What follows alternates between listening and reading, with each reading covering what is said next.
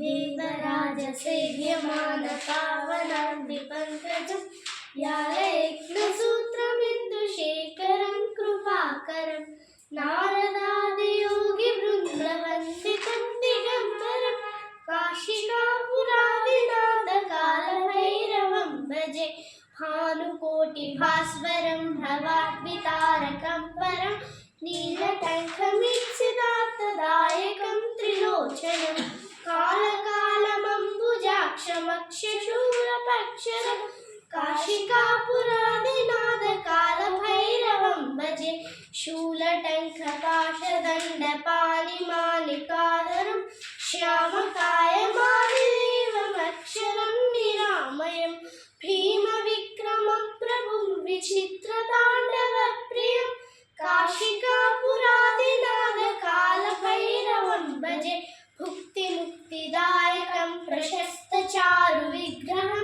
वत्सवत्सलं स्थितं समस्तलोकविग्रहं विनिर्मनोज्ञनेमकिङ्किणीलसङ्कटिं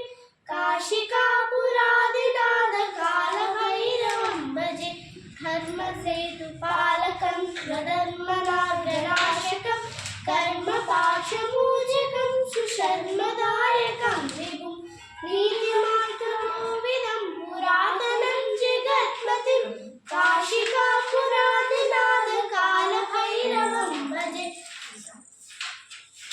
बिम्बपद्मजाण्डकोशसङ्कटिं दृष्टिपातनष्टपापजालमुग्निशासनम् अष्टसिद्धिदायकं कपालमालिकाधरं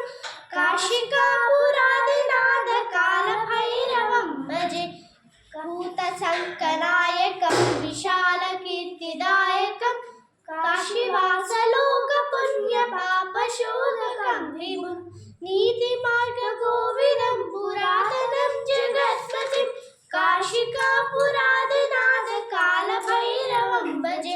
कालभैरवाष्टकं पठन्ति ये मनोहरं ज्ञानवृत्तिसादरं विचित्रपुण्यवर्धनं शोकमोहदैन्यलोपकोपतापनाशनं प्रयान्ति